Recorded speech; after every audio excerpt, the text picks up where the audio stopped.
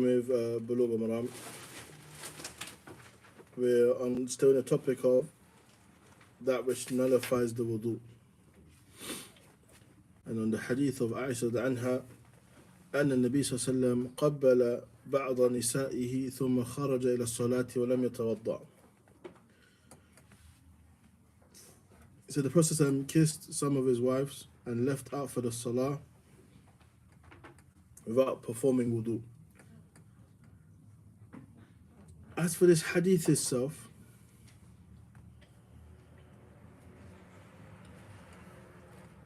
there are difference of opinion among the scholars regarding its authenticity. You have those who consider it to be authentic and those who consider it to be weak.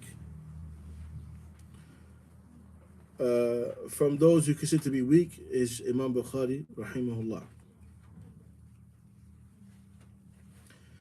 But from this hadith, and those who do not consider it to be weak, there are a number of things that we benefit from it. One, مس المرأة لا ينقض الوضوء ولو بشهوة.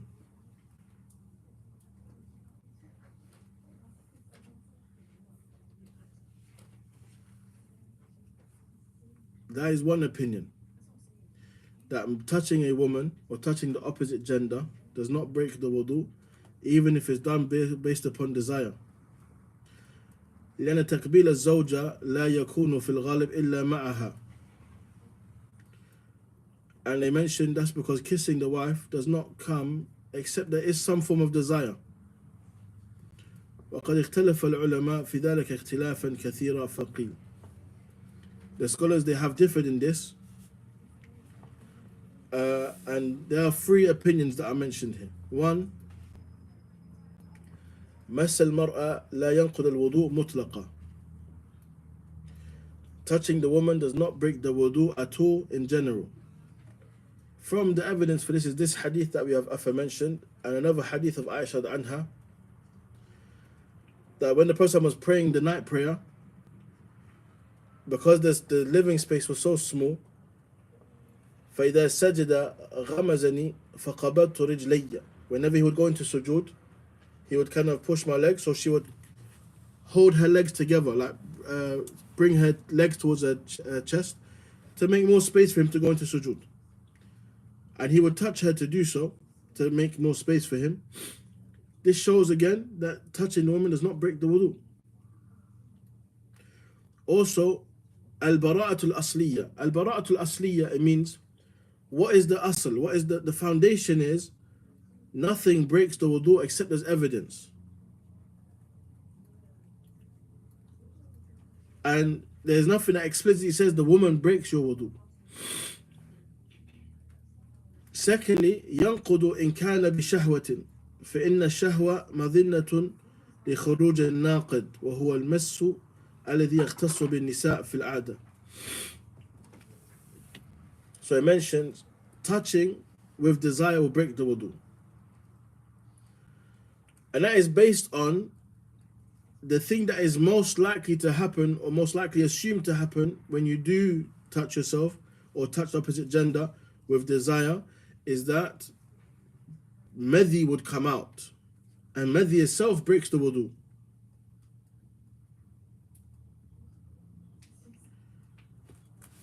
Thirdly, ينقض مس المرأة مطلقة.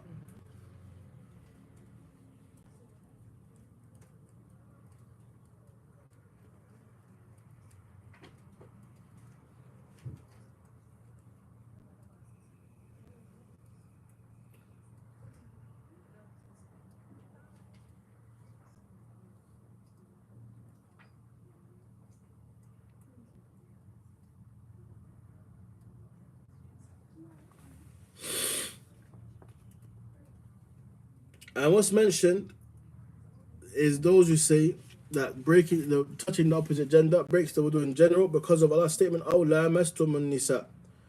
In another qira'ah, أَوْ لَمَسْتُمُ النِّسَاء. Or if you touch the woman. So this is the zahir of the hadith, of the ayah, that which is a part of the ayah, that is the general touching would necessitate tahara.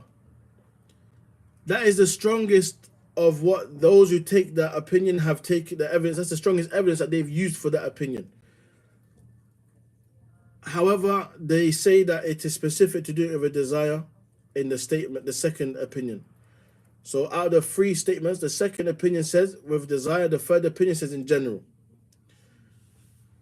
Now, those who take the first opinion, that is the touching the woman in general does not break the wudu, they say lamastum or lamastum an-nisa, this ayah, mulamasa, this is a kinaya an al-jima'. This is speaking about intercourse.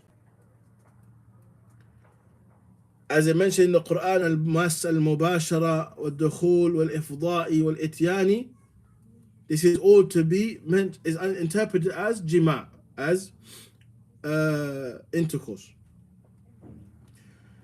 So from this, the strongest opinion, wallahu ta'ala a'lam, is the first opinion.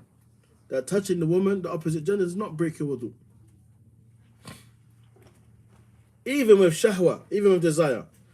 And the time it will break wudu with desire is if the premature sexual fluids come out, which is madhi, then you have to wash your private area and make wudu.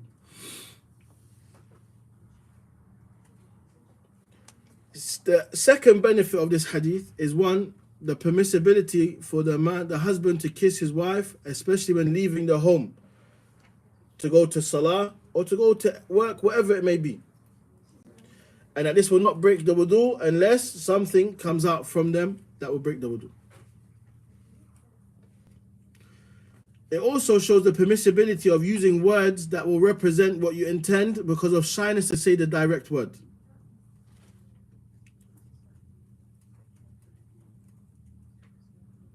And this is a good character that a person has, that they have some sort of modesty and shyness where they don't want to say explicit words or things that are too direct, so you may say something that alludes to it.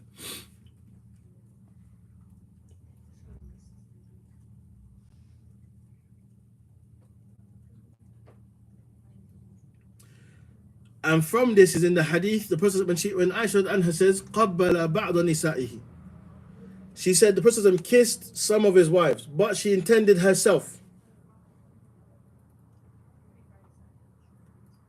She was talking about herself, but she didn't want to say, the Prophet kissed me.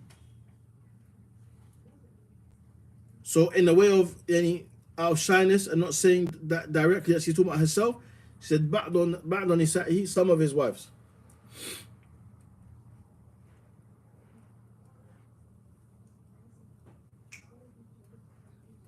Also, enjoying oneself with their wife, لا ينافي كمال العبودية. This does not negate the completeness of servitude to Allah subhanahu wa ta'ala. As this is from the guidance of the Prophet Muhammad sallallahu alaihi wasallam. Allahul Musta'an, you have some men, they don't kiss their wives. They don't use pleasant words with their wives. They are like a stick. They are very dry. And this is not from manhood. Nor is this from the guidance of the Prophet Muhammad sallallahu alaihi wasallam.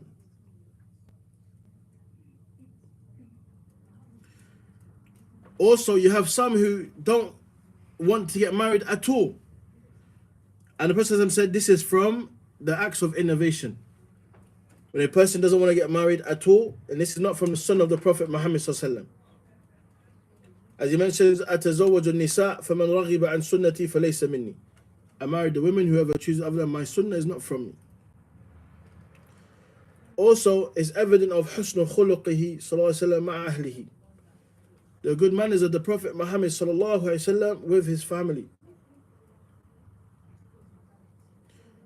The sad reality today, people, they don't know how to be a husband, they don't know how to be a wife because they're looking at other than the guidance of the Prophet Muhammad sallallahu alaihi wasallam.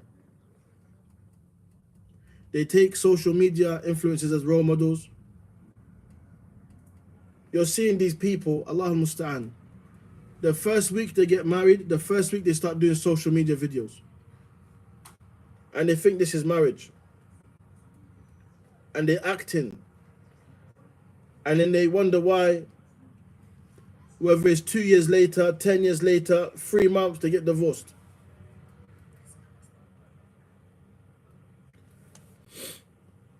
We only know about the marital life of the Prophet Muhammad sallallahu by way of hadith, by way of Quran and Sunnah. And we learn manners and character. As for the private affairs of them, we don't know this. And that's why he showed the majority of the private affairs people do in their household is mubah, is permitted, except that which is explicitly mentioned to be known as haram by way of clear evidence. But today, nothing is private.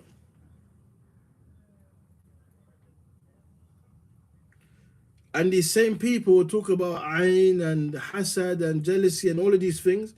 But if you ask them, what have you done yourself to protect yourself from it? La shay, nothing. Rather, you only give people reason to afflict you with this. Wallahu musta'an. Also, you'll find there is not one single hadith describing any of the wives of the Prophet Muhammad sallallahu alaihi wasallam.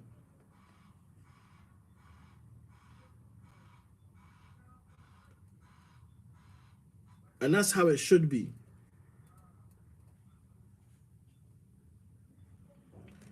That unit is private and no one should be allowed in it.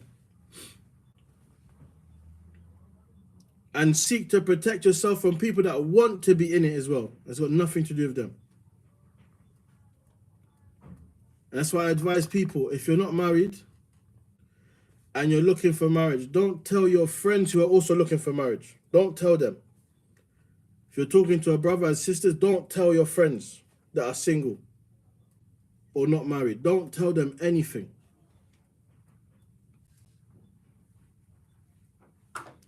If you are happily married, don't tell anyone. Also, don't tell people who are going through marital problems. These are how you safeguard yourself. Same way, someone's just lost their job. Don't tell them you just got a new job. Don't tell them these things.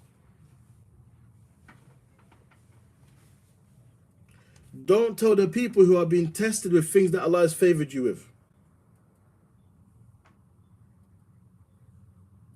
Because they may end up giving you ayn or having jealousy, and it wasn't from a place of intent, but shaitan will come to these people more.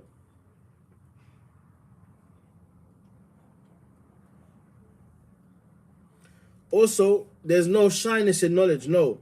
However, there is still modesty and muru'ah, that a person still preserves their dignity and isn't loose with their tongue and speaks recklessly and the likes.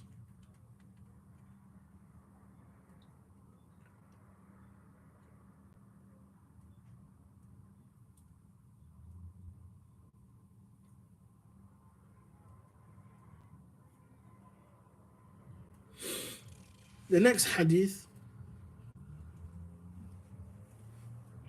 is a hadith عن أبي هريرة رضي الله عنه قال رسول الله صلى الله عليه وسلم إذا وجد أحدكم في بطنه شيئا فأشكل عليه أخرج منه شيء أم لا فلا يخرجن من المسجد حتى يسمع صوتا أو يجد ريحا. Now, this is talking about if a person feels a disturbance in their stomach and has doubt if they have released gas or not, if they've passed wind or not, and they're in the salah, that person should not leave the mosque. Don't leave the masjid, don't leave the place of salah, don't leave the prayer unless you hear a sound or there's a smell. Some people have waswas. The cure for waswas is to ignore it. Don't ask questions about it. Don't talk about it. And so you find that some people, they ask me the same question all the time. I don't even respond to them anymore. Because these people will punish themselves until they'll spend an hour in the toilet making wudu. Or you'll see a person come out of the wudu area and they're soaking wet. La. Unless you find that which gives you certainty to have broken the wudu, you don't leave the salah. You don't redo the wudu. And that gives us an important principle of قواعد الفقهية. اليقين لا يزال بالشك. لا يزال بالشك. Certainty is not removed with doubt.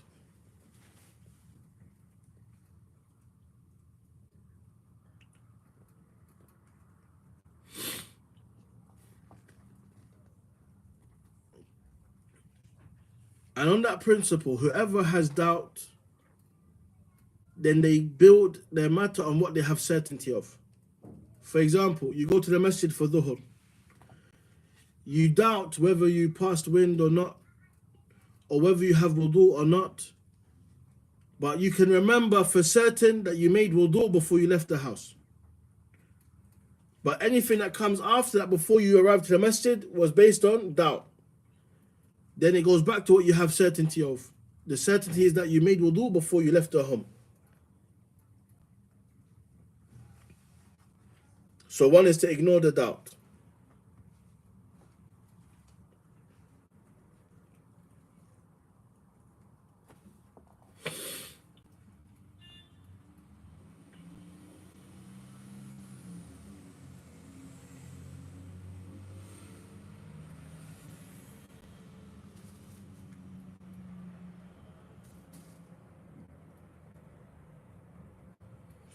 As mentioned, a person came to the Prophet ﷺ and was complaining that he has doubt.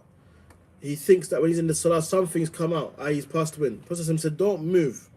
لا ينصرف حتى يسمع صوتا أو يجد ريحا. Don't move until you hear a sound or you find a smell.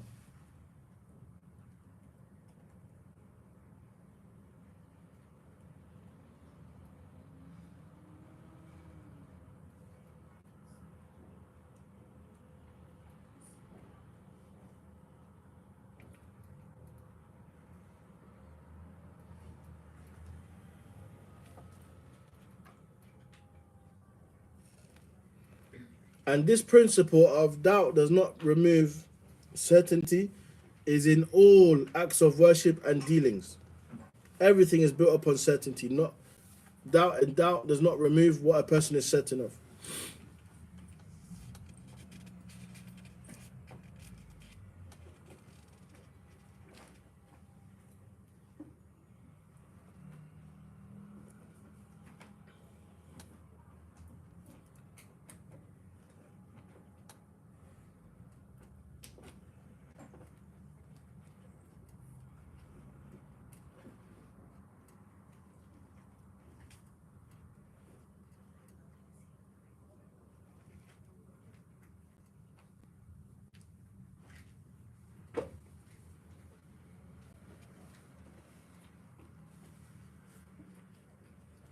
Based upon this principle, give examples. It mentions if a person has certainty that they have broken wudu, but they have doubt in being in a state of purification, then they have broken wudu. But if there's the other way around, they have certainty in a state of purity, but they doubt having nullified that, then they're in a state of purity. Also, if a person has doubt that or if a person was certain that there was najasa, impurity on their garment or in their place of prayer, and they had doubt in the purification of it, then it's impure. If they doubt in the najasa, the impurity of the garment or the place of prayer, then it is pure, because that was a certainty. Because the asl of things are purification until something comes that makes it impure. So it's not about saying, a dog walked past me. Maybe the saliva, when he was running past me, blew with the wind and landed on my throat, but I just didn't know. La. That's all from shak, all from doubt. Just ignore that. Don't even entertain it. Ignore it. You're in a state of purity. Your garment is clean. Unless you saw the dog's mouth shaking, the phlegm, the saliva come out, and you saw it hit your throat with certainty, then you know that you need to clean that. But if it's based upon doubt, just because it ran past you, that does not remove the certainty of it being pure.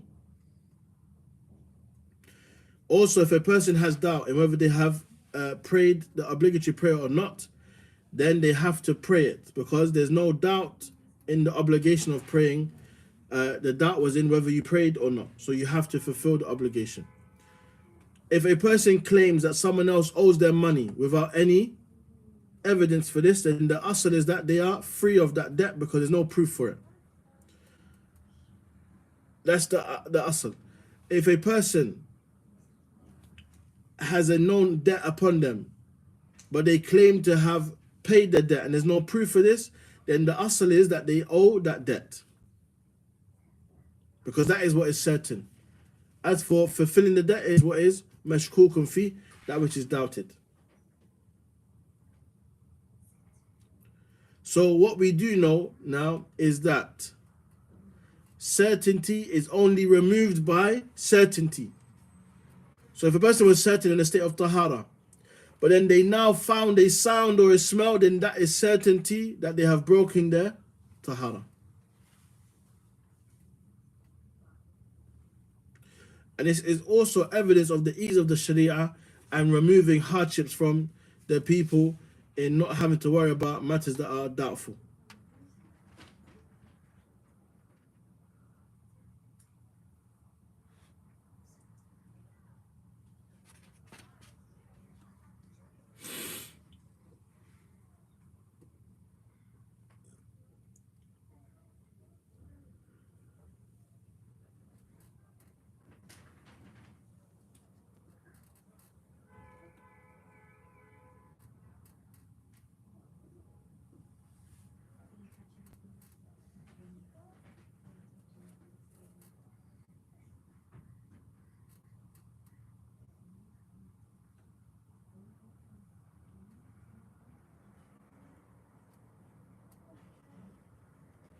Also, it mentioned it's not permissible, it's actually prohibited to leave the salah because of doubt.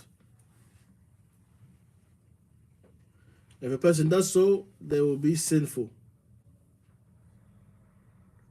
And it mentions the strongest and most beneficial cure for waswas is to ignore it.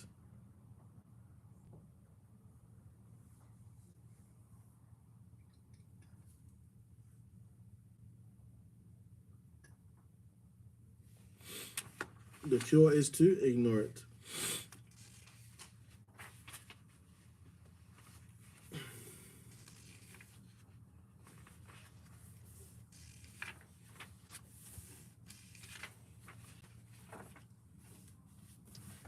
The next hadith that is mentioned, عن طلق بن علي رضي الله عنه قال رجل مسست ذكري، أو قال الرجل يمس ذكره في الصلاة أعليه الوضوء؟ فقال النبي صلى الله عليه وسلم لا، إنما هو بضعة منك. أخرجه الخمسة وصححه ابن حبان وقال ابن مديني هو أحسن من حديث بصرى. Which comes after the next hadith that follows.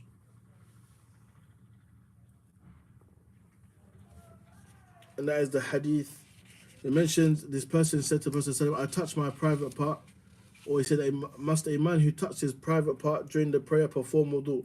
Prophet said, no, it's only a part of your body. And in the next hadith it mentions, عن بصرى بنت صفوان رضي عنها أن رسول الله صلى الله عليه وسلم قال من مس ذكره فليتوضأ. Whoever touches their private part, let them perform wudu.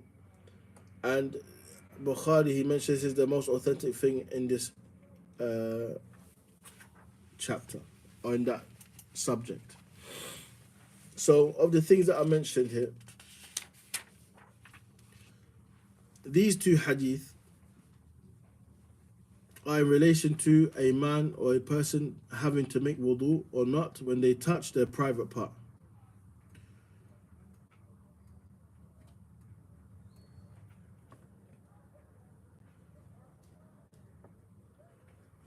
And what seems apparent that they're contradicting hadith. The first one says the hadith says it's not obligatory to make wudu.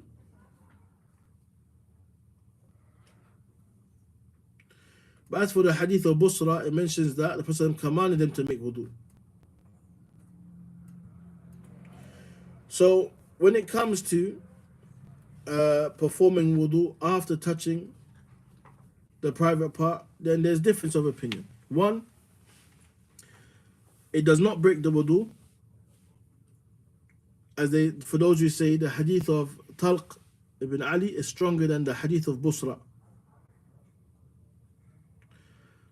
Or if we combine the hadith, then we say the second hadith of Busra, it shows that it's mustahab to perform wudu and not wajib.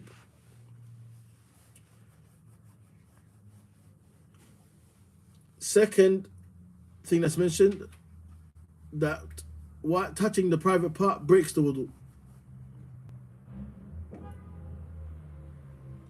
Touching the private part, whether it's the front or the back, breaks the wudu.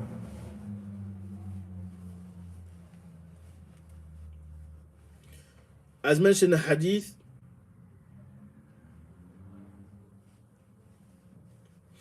that mentions أيما رجل مس فرجه فليتوضأ وأيما امرأة مست فرجها فلتتوضأ.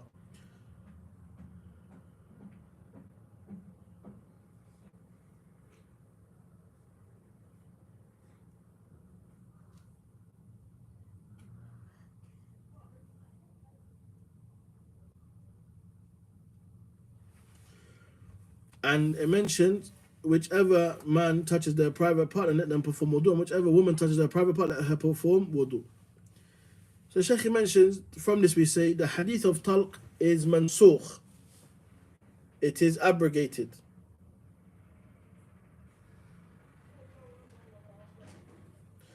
The first reason that we can say this is because one, al-bara'atul asliya, which means the foundation that is built upon is the purity. As for the hadith of Busra, then this is naqil. It shows a change. So it's not the asl. It's showing because of touching the private part, something else is happening now. It's impure. So it shows that it's nasikh.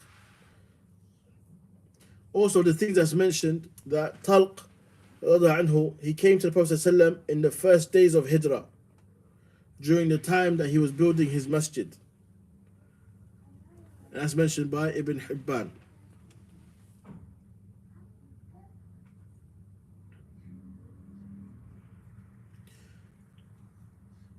You also have some who say, we combine between both hadith and say, the hadith of Talq, that you don't have to perform wudu, is if you touch your private part without desires.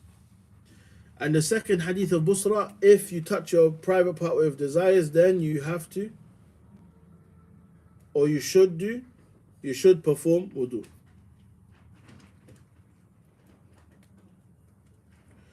So from this we can see that there's two rulings that are mentioned. If a person touches their private part, either there is an obligation to perform wudu, or it's mustahab, or it is recommended.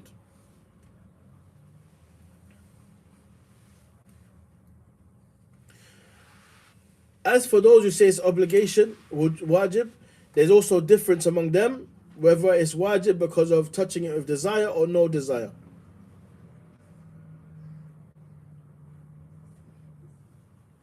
And some who just say if you did it intentionally, you touch the private part intentionally, then it applies.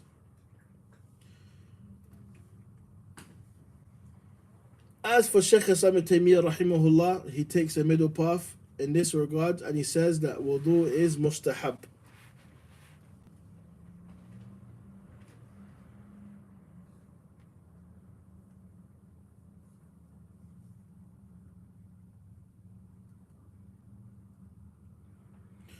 So from this we learn the hadithic benefits of the hadith of Talq, that it's not an obligation to make wudu after touching the private part, as the private part is like any other of your limbs from your body. So touching any part of the body does not break the wudu, and that's based on the hadith. It says إنما هو بضعة منك. It's just a part of you. It's a part of your limbs.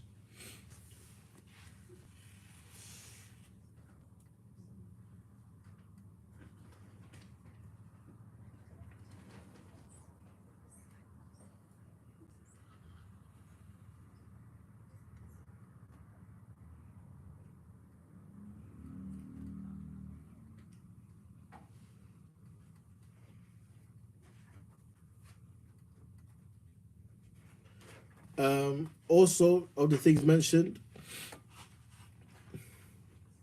that those who say it's an obligation to perform the wudu because the asl of the amr is al-wujub. The foundation of a command is that it shows an obligation.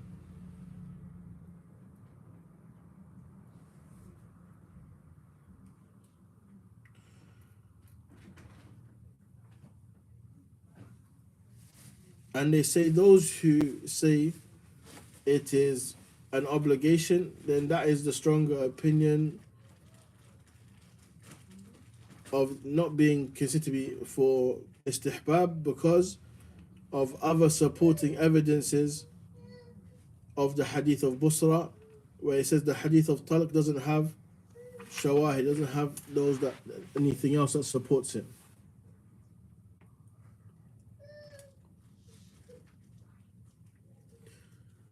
We're going to stop here today, inshallah ta'ala, and we'll continue from the hadith of Aisha anha next lesson, bi'idhnillahi ta'ala.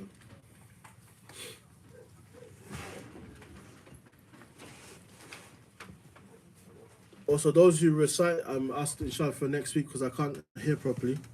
My ears are blocked. So, inshallah, next week, those who are doing their memorization be able to read then, inshallah.